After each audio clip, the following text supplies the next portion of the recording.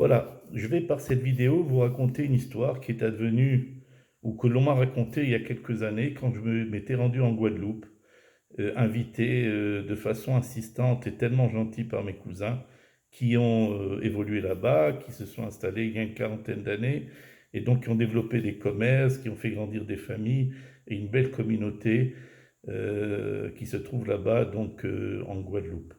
Donc, je me suis rendu là-bas, invité très, très gentiment, avec tous les honneurs par mon cousin Sylvain et sa charmante épouse. Donc, on était très, très bien reçus, moi-même et ma femme. Et donc, au cours de ce voyage qui était magnifique, ils ont voulu me montrer un petit peu comment ils travaillaient, quel était leur commerce, leurs activités. Et ils étaient installés donc à la zone industrielle de Jarry, en Guadeloupe. Donc je suis parti voir un petit peu les différents commerces de mes cousins.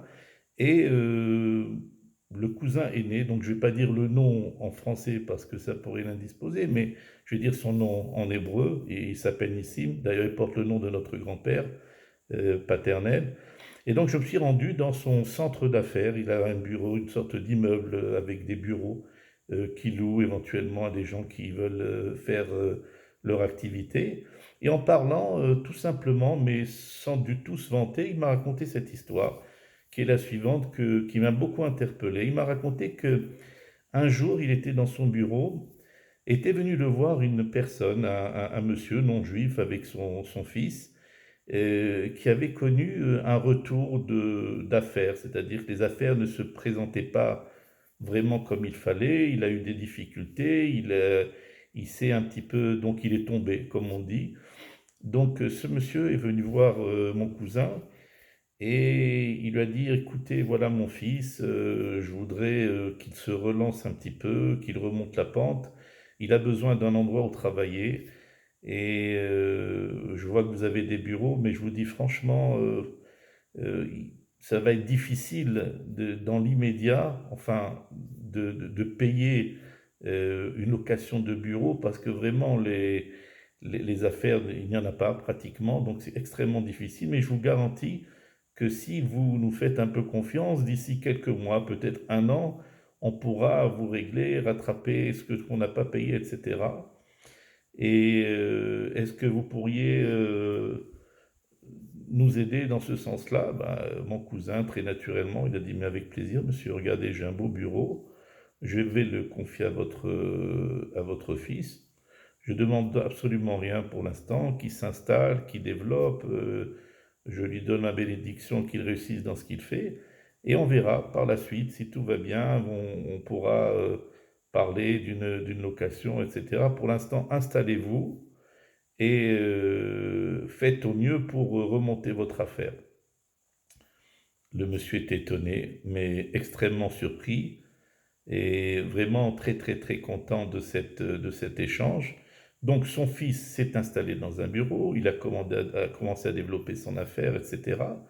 Et ça marchait bien. Donc au bout d'un certain temps, le père a régularisé, etc. Donc tout s'est très très bien passé. Le temps est passé. Et après une ou deux années, je ne me souviens pas exactement quel était le délai, mais mon cousin, Nissim, reçoit un coup de téléphone de ce monsieur. Et ce monsieur qui était propriétaire de terrain, et il lui dit, écoutez, j'ai un terrain dont je voudrais me séparer, qui est positionné à tel endroit sur l'île, etc. Et mon cousin, il lui a dit, bon, vu la géographie que vous me donnez et l'endroit où il se trouve, avec une vue plongeante sur la mer, je pense que ça va être un prix peut-être que je ne pourrai pas tenir, ça doit être excessivement cher. Alors le monsieur lui dit, écoutez monsieur, oui effectivement c'est un terrain de qualité, il est bien positionné, mais moi je ne vais pas vous en demander beaucoup. Je ne vais pas vous en demander beaucoup, d'abord par le souvenir de ce que vous avez fait pour nous, et puis ça me ferait plaisir que c'est vous qui en profitiez.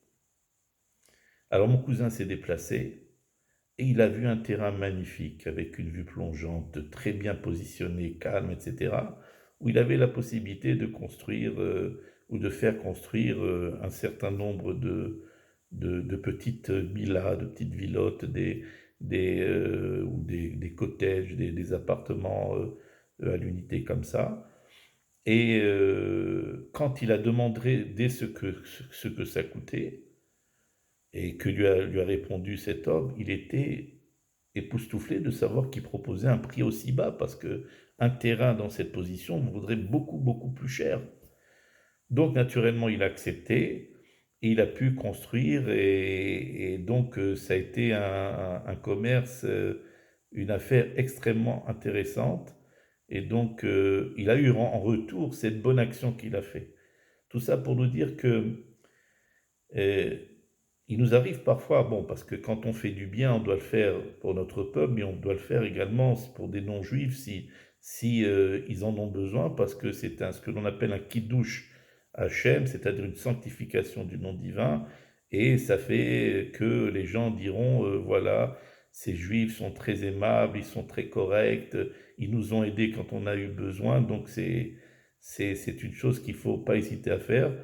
Donc j'ai fait cette vidéo juste pour montrer que quand une personne, sans intention particulière de gagner quoi que ce soit, dans cette action qui était une grande noblesse, mais qui ne m'étonne pas du côté de mon cousin, une classe vraiment que j'ai pas tellement vu, j'ai pas eu tellement l'occasion de voir, mais voilà, je suis fier, et je souhaite à ma famille tout le bien du monde, à mes cousins, mes petits cousins, mes cousines, qu'ils réussissent et qu'ils viennent nous rejoindre le plus tôt possible en Eretz Israël, pour que nous soyons réunis et que nous fassions nous également de bonnes actions ici, et aider nos proches pour les aider à faire venir en Israël. Voilà, à bientôt.